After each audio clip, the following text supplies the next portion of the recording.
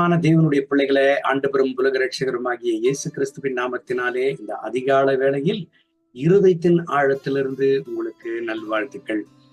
எபிரேயருக்கு எழுதின நிருபம் 12வது அதிகாரம் 3வது வசனத்தை வாசித்து இந்த நாளுக்காக நாம் ஜெபிப்போம். ஆகையால் நீங்கள் இளைப்புள்ளவர்களாய் உங்கள் ஆத்துமாக்களில் சோர்ந்து போகாதபடிக்கு தமக்கு விரோதமாய் பாவிகளால் செய்யப்பட்ட இவ்விதமான விபரீதங்களை சகித்த அவரையே நினைத்துக் கொள்ளுங்கள். அன்பு கர்த்தருடைய பிள்ளைகளை, இந்த எபிரேயர் ஜனங்களுக்கு, கர்த்தருடைய பிள்ளைகளுக்கு, இந்த எபிரேயர் திருச்சபைக்கு ஆவியானவர் அவர்களுக்கு புத்தி சொல்லி பலப்படுத்துகிறதாவது, உங்களுக்கு விரோதமாய் கடந்து வருகிற சதிகளை குறித்து கலங்க வேண்டாம். ஆண்டவராக இயேசு கிறிஸ்துவுக்கு விரோதமாய் எத்தனையோ சதிகள் வந்தது. ஆனாலும் அவைகளை சகித்தது மாத்திரமல்ல, அவைகளை ஜெயித்தார். ஆகவே நீங்கள் அவரையே நினைத்துக் கொள்ளுங்கள் என்று ஆவியானவர் இந்த எபிரேய திருச்சபையை ஆண்டவர் பலப்படுத்துகிறார். இந்த கால வேளையில இந்த வசனத்தை கேட்கிற அன்பு தேவனுடைய பிள்ளைகளை, ஒரு விஷயத்தை நல்லா புரிந்து கொள்ளுங்க.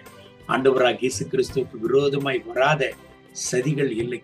ஆண்டவராக இயேசு கிறிஸ்துவுக்கு விரோதமாய் வராத மோசங்கள் இல்லை. ஆண்டவராகி இயேசு கிறிஸ்துவுக்கு விரோதமாய் வராத சத்ருவின் தந்திரம் இல்லை.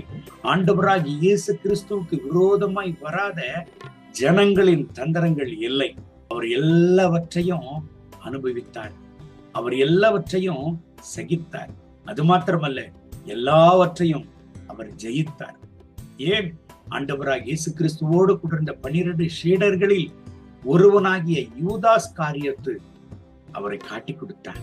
தம்மை காட்டி கொடுக்க போகிற சீஷன் தன்னோடு கூட இருக்கிறதை அறிந்தும் அன்போடு கூட எல்லாரையும் அவர் ஒரே விதமாக கவனித்தார். ஒரே விதமாகத்தான் ஆண்டவர் நடத்தினார். அவருக்கு விரோதமாய் எப்பேற்பட்ட போராட்டங்கள் வந்தாலும் கொஞ்சமும் ஆண்டவர் சோர்ந்து போகவே இல்லை. இந்த கால வேளையில இந்த வசனத்தை கேட்கிறேன் அன்பு தேவனுடைய பிள்ளைகளை, உங்களுக்கு விரோதமா எத்தனை சதிகள் வந்தாலும், உங்களுக்கு விரோதமா எத்தனை போராட்டங்கள் வந்தாலும், உங்களுக்கு விரோதமாய் எத்தனை விரோதங்கள் வந்தாலும், உங்களுக்கு விரோதமாய் எத்தனை சதிகளை சத்துருவானவன் கொண்டு வந்தால், உங்கள் பட்சத்தில் கர்த்தர் இருக்கிற பொழுது உங்களை எந்த சூழ்நிலையும் அசைக்க முடியவே முடியாது. இந்த வசனத்தை கேட்கிற அன்பு கர்த்தருடைய பிள்ளைகளை, எபிரேயர் 12:3 சொல்லுகிறது, ஆண்டவரையே நினைத்துக் கொள்ளுங்கள். ஆண்டவராக இயேசு கிறிஸ்துவை நினைத்துக் கொள்ளுங்கள். ஏங்க ஆண்டவரை நினைத்துக் கொள்ளணும்?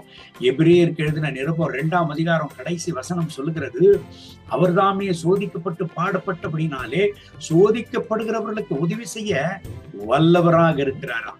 அன்பு கர்த்தருடைய பிள்ளைகளை, எனக்கு இப்பேற்பட்ட விரோதங்கள், எனக்கு இப்பேற்பட்ட போராட்டங்கள், இப்பேற்பட்ட உபத்திரவங்கள், பாடுகள், பிரச்சனை கடந்து வந்து கொண்டிருக்கிறது, உதவி செய்ய ஒருவரும் இல்லையே என்று ஒருவேளை நீங்கள் ஏங்கி தவித்துக் கொண்டிருக்கலாம். என்று துயரத்தோடு, துன்பத்தோடு, வருத்தத்தோடு, வேதனையோடு இருக்கலாம். கவலைப்படாதீங்க. ஆண்டவராக இயேசு கிறிஸ்துவை கவனித்து பாருங்க. காரணம், அவர் சோதிக்கப்பட்டு பாடுபட்டபடினாலே சோதிக்கப்படுகிறவர்களுக்கு உதவி செய்ய வல்லமை உள்ளவராக இருக்கிறாராம். உங்களுக்கு யாரு உதவி செய்யறாங்களோ இல்லையோ, ஆண்டவர் உங்களுக்கு உதவி செய்வார். உங்க நெருக்கடியை கண்டு, உங்க ஆபத்தை கண்டு, உங்க பிரச்சனையை கண்டு, உங்க வருத்தம் வேதனையை கண்டு யாரு உங்களுக்கு உதவி செய்ய வருகிறார்களோ இல்லையோ, ஆனால் ஆண்டவராகிய இயேசு கிறிஸ்துவை நீங்கள் நோக்கி பார்க்கிற பொழுது அவர் உங்களுக்கு உதவி செய்ய வருவார். சோர்ந்து போகாதீங்க, திடனாய் இருங்க, விசுவாசமா இருங்க, ஆண்டவரையே நோக்கி பாருங்க. இந்த கர்த்தருடைய வார்த்தையின்படி கர்த்தர் உங்களுக்கு உதவி செய்து இந்த நாள் முழுவதும் நடத்துவாராக. கண்களை மூடி ஜெபிப்போமா? அன்பின் ஆண்டவரே, இந்த கால வேளையில் இந்த வசனத்தை கேட்டு என்னோடு ஜெபித்துக் கொண்டிருக்கிற என் அன்பு சகோதர சகோதரிகளுக்காக ஜெபிக்கிறேன்.